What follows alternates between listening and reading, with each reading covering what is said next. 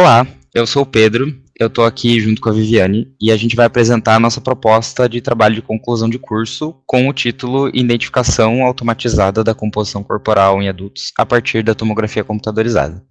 A nossa orientadora é a professora Leandra e a gente tem co-orientação do professor Balfredo.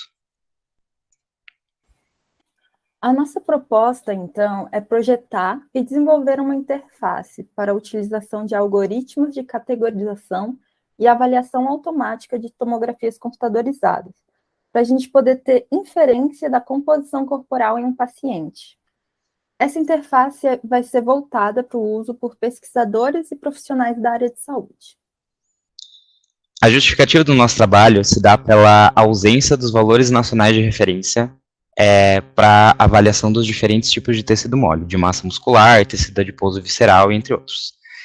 Além da ausência desses valores, também da dificuldade em obter esses percentuais de composição corporal a partir do uso da tomografia computadorizada em função dos softwares e de como o processo é feito de forma manual, que daí a gente vai mostrar um pouco depois. Então, esse trabalho de pesquisa, ele é feito manual, e os softwares de automatização desses processos são descentralizados e pouco acessíveis, e é aí que entra o nosso trabalho como uma ferramenta para facilitar esse estudo. Então, explicando um pouquinho mais desse processo manual, a primeira etapa é a seleção de uma fatia da tomografia, que é, no caso, a terceira vértebra lombar, que a gente vai comentar um pouco depois. Então, essa seleção ela é feita de forma manual, como pode ser visto nessa imagem no software, e depois de selecionada essa fatia, é então feita a coloração com as ferramentas internas do software dos diferentes tipos de tecido. Esse processo, então, ele é um processo muito manual e muito demorado, e o nosso trabalho ele entra justamente para tornar isso muito mais rápido e viabilizar o estudo. Nossos objetivos, então, é desenvolver um sistema para análise de tomografias computadorizadas, que permita o estudo da composição corporal em adultos. Para isso, precisamos selecionar e adaptar algoritmos para a localização da imagem axial, que corresponde à terceira vértebra lombar, que também é chamada de L3, e realizar o mapeamento dos diferentes tecidos corporais já citados. Também vamos desenvolver uma interface gráfica que possibilite a utilização dos algoritmos selecionados, para que isso fique mais acessível e intuitivo. Então, em relação à metodologia do nosso trabalho, essa etapa de seleção da fatia para a determinação da composição corporal, que é a fatia da terceira vértebra lombar, a gente não vai, dentro desse trabalho, desenvolver esse algoritmo, porque isso fugiria do escopo do nosso trabalho e do tempo hábil para realizar ele.